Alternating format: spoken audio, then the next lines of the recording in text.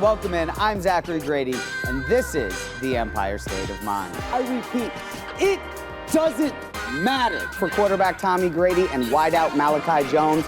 It's just business as usual.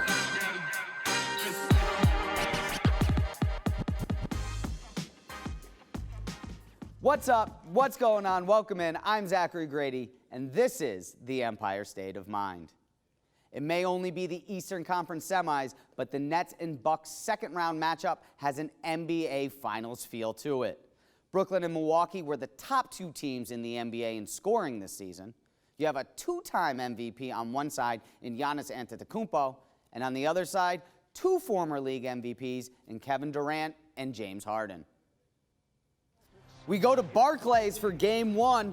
And early in Game 1, James Harden comes up lame here holding his hamstring. Harden missed 18 games in the regular season due to a strained hamstring. He would miss the rest of Game 1 as well.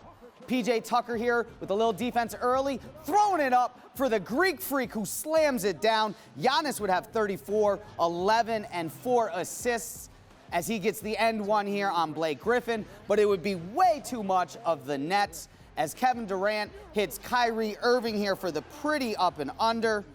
Kyrie would have 25 points in 45 minutes as he hits another one here off the assist from Joe Harris. Durant now playing a little pick and roll with Blake Griffin. Griffin, 18 points, 14 boards in 35 minutes in his resurgence. Then Kyrie Irving going skip to my Lou, hits the and one mixtape killer crossover. Now playing a little defense, Kyrie to Landry Shamet with the slam. The boys will be boys. The Nets just rolling. The up and under here. Bruce Brown with his only 2 points of the night. Then Kyrie jumps the pass here in the fourth quarter. Hits Durant for the finish. Durant had 29 and 10 in 40 minutes of action. And then just count the passes. 2, 3, 4, 5 for the finish and the three. Nets would win 115-107, but not all smiles as the Brooklyn would be dealing with the loss of James Harden. So far, Halloween's a bigger letdown than being a Mets fan. Opening day, and here's the first pitch, and the season's over. I feel your pain, Stewie. Now, the season isn't quite over yet, but for the first time in 90 days, Mets fans are waking up this morning looking up to someone else atop the NL East. Mets in Philadelphia, we pick it up in the ninth. Michael Conforto pinch hitting, and he hits an absolute moonshot to the second deck. His 7th home run of the season. Mets get on the board in the ninth. Jonathan VR here. He goes back-to-back with the line drive to right center. Mets showing a little signs of life down 5-2. And then James McCann, he says, I got next. Back-to-back for the Jacks for the Mets. Mets rallied down just 2 with no outs in the ninth. Runners on first and second for J.D. Davis. Ian Kennedy blows it by him for the save. Mets lose 5-3. Game and a half back in the NL. Puck comes out to McDonough. Has the game on his stick. Oh, what a block in front by Pollock. The Islanders win game 4. Wow. If there was an award in the NHL for Save of the Year, Islanders defenseman Ryan Pollocked it up last night.